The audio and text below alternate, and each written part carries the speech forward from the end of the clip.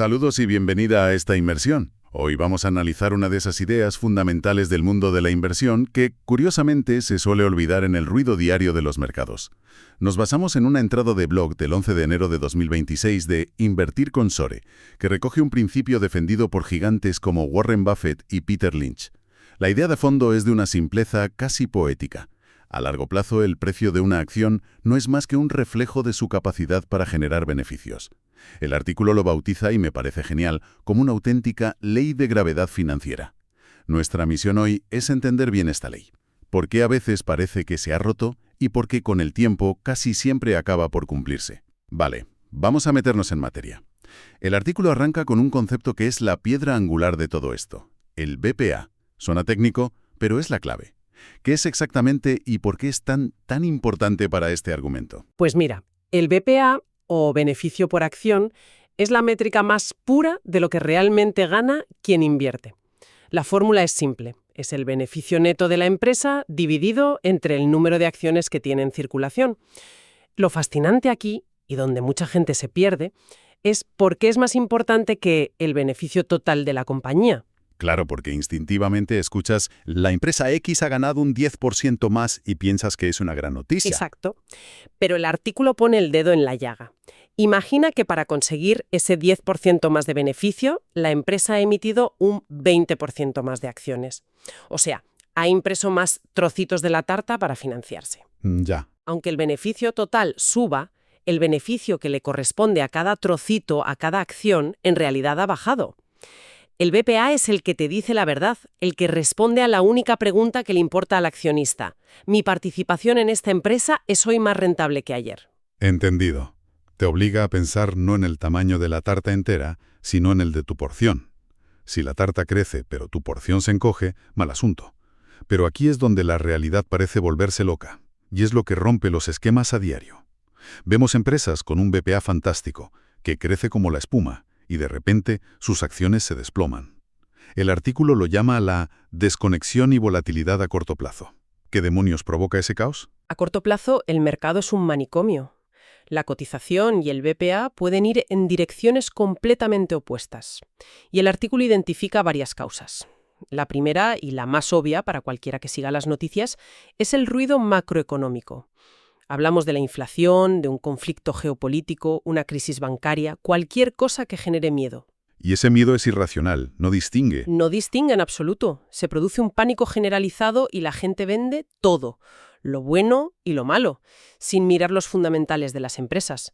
El autor de hecho cita a Benjamin Graham, el mentor de Buffett, que decía que precisamente esos momentos de pánico extremo son las mejores oportunidades de compra. Ajá. Porque te permiten comprar negocios excelentes a precios de derribo simplemente porque el vecino tiene miedo. El artículo pone un ejemplo muy bueno sobre esto. Menciona que la entrada original se escribió en mayo de 2022. Recuerdo perfectamente ese momento. El S&P 500 estaba en 4.000 puntos y el pesimismo era absoluto. Se hablaba de recesión, de estanflación, vamos, el apocalipsis. Y sin embargo, ¿qué pasó con los beneficios de las empresas que componen ese índice? Siguieron creciendo.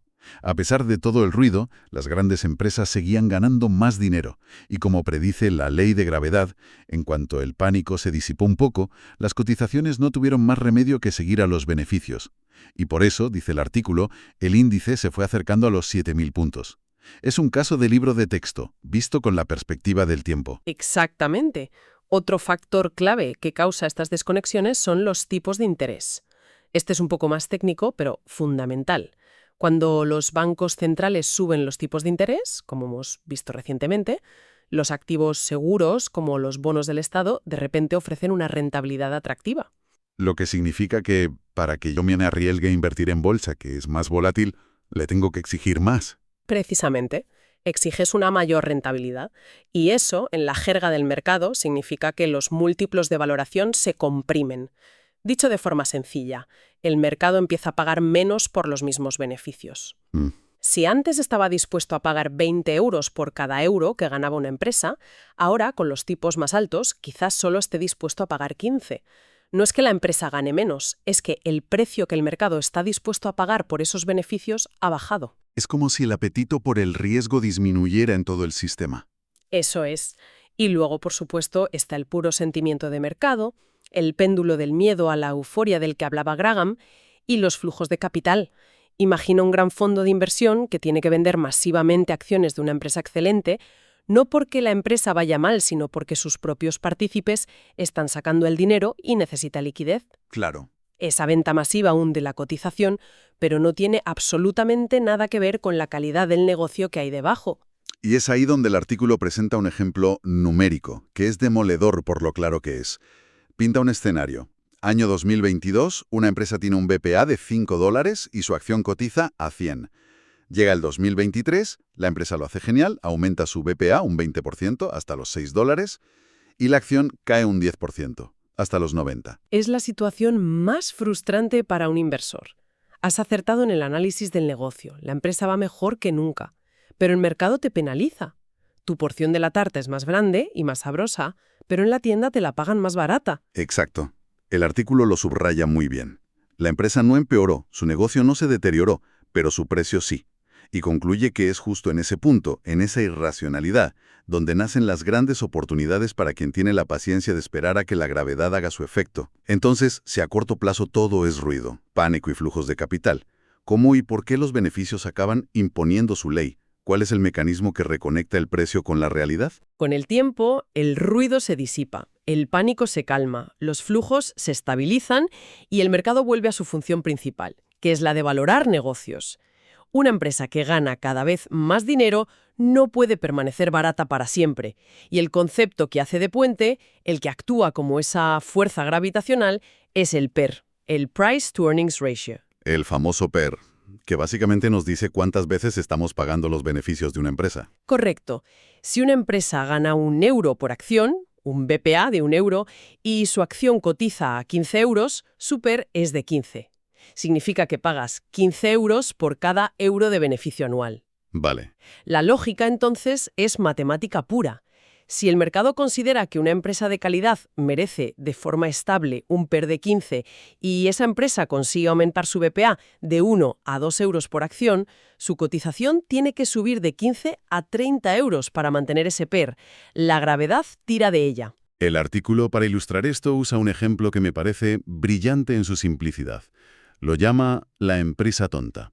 Imaginemos una empresa con una sola acción que compramos por €1. Su BPA es de 50 céntimos. Y por arte de magia consigue duplicarlo cada año. Además, es generosa y reparte la mitad de lo que gana como dividendo. Es un caso extremo, pero perfecto para entender la mecánica. Totalmente. El primer año recibes 25 céntimos de dividendo. El segundo año, como el BPA se ha duplicado a €1, recibes 50 céntimos.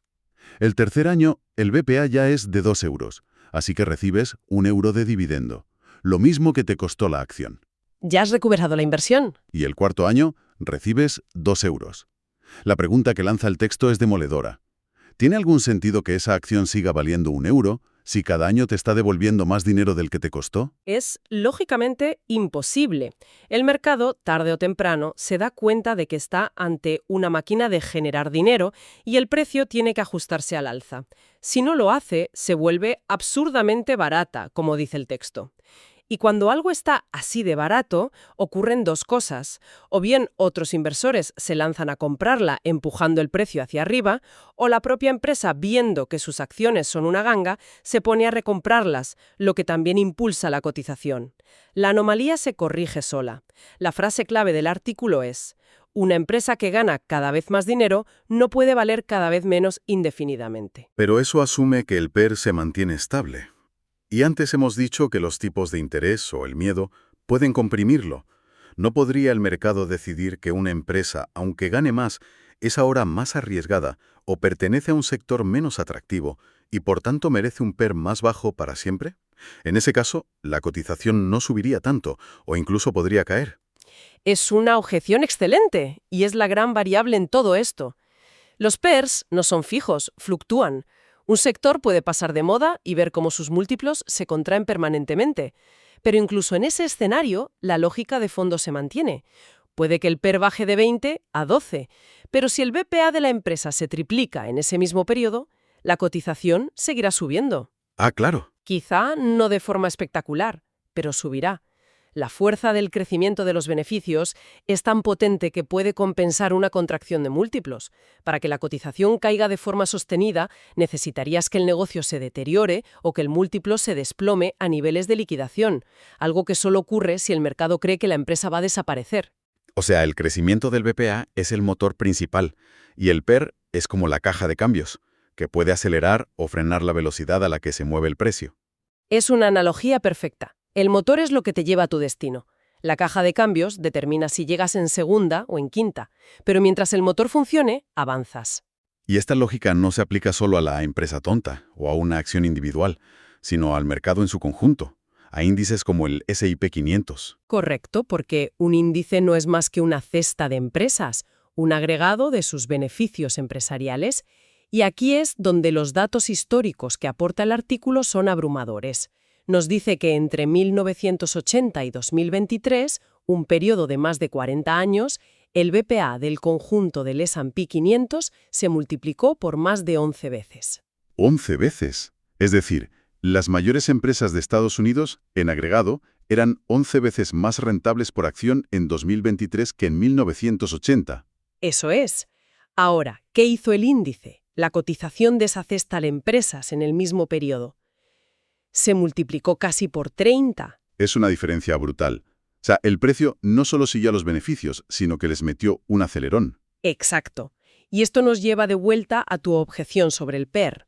Lo que ocurrió es que, además del brutal crecimiento de los beneficios, el motor, el mercado en su conjunto, experimentó una expansión de múltiplos. La caja de cambios pasó a una marcha superior. Justo. La gente estuvo dispuesta a pagar más por cada dólar de beneficio en 2023 que en 1980. Pero el dato fundamental es que las grandes caídas que hubo por el medio, la burbuja.com del 2000, la crisis financiera de 2008, la pandemia de COVID, se ven en el gráfico a largo plazo como meros baches. El destino final, la tendencia imparable, la marcó la línea ascendente de los beneficios. El artículo, sin embargo, introduce un matiz de prudencia aquí. Señala que, históricamente, el BPA del S&P 500 ha crecido a un ritmo de entre un 8 y un 9% anual. Pero en los últimos años la cotización ha subido más rápido, quizá un 12% anual, precisamente por esa expansión de múltiplos. ¿Qué nos está diciendo esto? Nos está diciendo que, aunque la tendencia de fondo sigue siendo el crecimiento de los beneficios, parte de la rentabilidad espectacular de los últimos años ha venido de que el mercado se ha vuelto más caro en términos relativos. No es una predicción de un crash inminente, ni mucho menos, pero sí una advertencia de que sería prudente esperar que las rentabilidades futuras se parezcan más al crecimiento histórico de los beneficios, ese 8-9%, que al 12% o más que hemos visto recientemente. Entiendo. La caja de cambios no puede estar siempre en la marcha más alta. Eventualmente, la velocidad del coche tiende a sincronizarse con la del motor. En resumen, si destilamos todo el análisis, la idea final es increíblemente clara. A corto plazo, intentar predecir la cotización es como intentar predecir el tiempo en abril. Una locura. Es un juego dominado por el miedo, las noticias y factores impredecibles. A largo plazo, sin embargo, la cotización se comporta como un objeto atado por una goma elástica a los beneficios por acción. Puede estirarse mucho hacia arriba o hacia abajo, pero la goma siempre acaba tirando de ella de vuelta. Por eso, el enfoque racional que se desprende del texto no es ser un adivino de mercados, sino ser un buen analista de negocios. El trabajo consiste en identificar empresas o índices que tengan la capacidad de aumentar su BPA de forma sostenida en el tiempo, comprar y luego tener la paciencia de dejar que la ley de la gravedad financiera haga su trabajo. El tiempo es el mejor amigo de los buenos negocios. Totalmente de acuerdo, pero esto me plantea una pregunta que va un paso más allá del texto. El artículo se centra de forma muy acertada en cómo el precio sigue a los beneficios pasados y presentes, pero el mercado en realidad es una máquina de expectativas. Lo que realmente mueve la cotización hoy es la creencia colectiva sobre los beneficios que habrá en el futuro. Es el gran desafío. La reflexión final que se podría hacer entonces es: si aceptamos que esta ley de la gravedad es cierta, el verdadero reto para quien invierte no es solo encontrar negocios que hoy están aumentando su BPA, sino desarrollar el juicio para distinguir cuáles tienen la capacidad estructural, ventajas competitivas, un buen equipo gestor, un sector con viento de cola, para seguir haciéndolo durante la próxima década, y cuáles son simplemente un éxito pasajero, una moda. porque el mercado acabará poniendo a cada uno en su sitio. ¿Cómo se diferencia una tendencia sostenible de una flor de un día? Ahí está la pregunta del millón.